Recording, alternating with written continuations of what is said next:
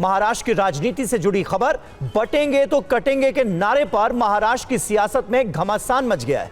BJP के इस नारे को डिप्टी सीएम अजित पवार ने सही नहीं बताया था। अजित पवार के बयान पर अब महाराष्ट्र के दूसरे डिप्टी सीएम देवेंद्र फडणवीस ने जवाब दिया है। फडणवीस ने कहा कि अजित पवार दशकों तक हिंदू विरोधी विचारधाराओं के साथ रहे, इसलिए पवार को जनता का मूड समझने में वक्त लगेगा। शायद ये लोग या तो जनता का सेंटिमेंट नहीं समझ पाए या फिर इस बात का वो मतलब नहीं समझ पाए, या बोलते हुए वो शायद कुछ और कहना चाहते हैं और उसका अर्थ अलग गया। इन तीनों में से कोई हो सकता है। जहां तक अजीत दादा का सवाल है, मुझे लगता है कि दशकों अजीत दादा ऐसे विचारों में रहे हैं कि जिन विचारों में सेक्युलरिज्म नाम का एक इस प्रकार का विचार है जो मैं ऐसा मानता हूं कि हिंदू विरोधी है।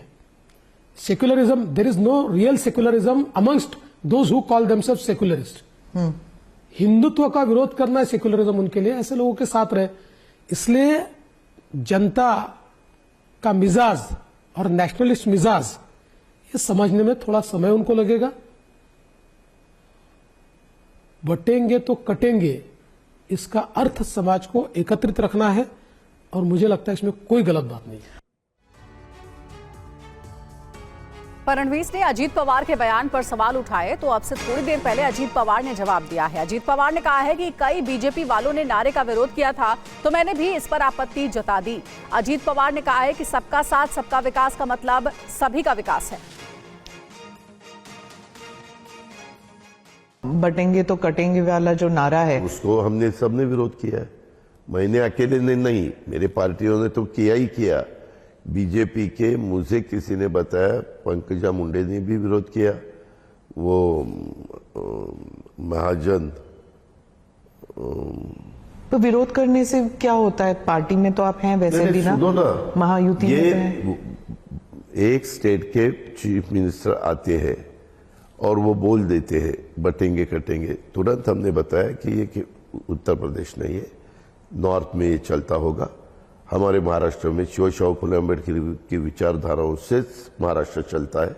मैंने हमेशा देखा है, जब से मैं पॉलिटिक्स में आया हूँ या उससे पहले एक स्टूडेंट के नाते मैं जब सोचता था तो भी मैंने देखा है, उसके बजाय वो दूसरा कोई सोच ही नहीं सकता।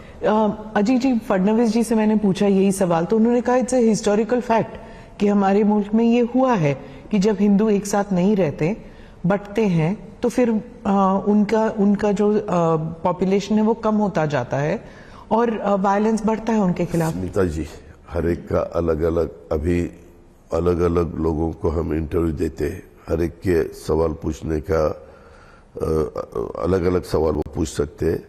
देवेंद्र जी का क्या आंसर है मुझे मालूम नहीं। मैंने आपको बताया कि हमें ये कटेंगे बटेंगे पसंद नहीं।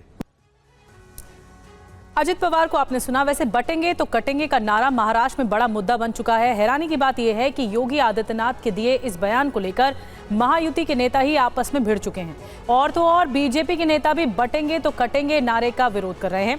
अजित पवार ने पहले बयान का विरोध किया तो देवेंद्र फडणवीस ने उन पर यह कहते हुए निशाना साधा कि वो दशकों तक हिंदू विरोधियों के साथ रहे। वहीं नितिन गडकरी ने भी नारे का नया अर्थ बताया है। और बटेंगे तो कटेंगे पर बोले केंद्रीय मंत्री नितिन गडकरी, बटेंगे तो कटेंगे का गलत अर्थ निकाला जा रहा है। सभी भारतीयों को एकजुट होना चाहिए, देश के दुश्मनों के खिलाफ एक होना चाहिए। हमारा देश एक है, हम सब भारतीय हैं।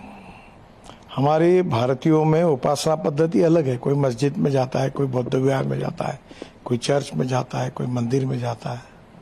ये अलग अलग हमारी उपासना पद्धति है, पर हम भारतीय हैं, हम एक है। और हम सब ने मिलकर आतंकवाद के खिलाफ, जो हमारे देश में विशेष रूप से हमारी इंटरनल और एक्सटर्नल सिक्योरिटी को ध्यान में लेते हुए हमारे देश में आतंकवादियों के खिलाफ और देश के दुश्मनों के खिलाफ हमने एक होना चाहिए, सबने जात पंथ धर्म भाषा भूलकर, ये उसका स्पिरिट है। लेकिन ये बांटने का एक तरीके से प्रयास है सब। कहा है पूरे भारतीय एक हुए, कहाँ बांटने का प्रयास है? कटेंगे तो कटेंगे। ये लोग उसका गलत इंटरप्रिटेशन करते हैं, ऐसा अर्थ नहीं है।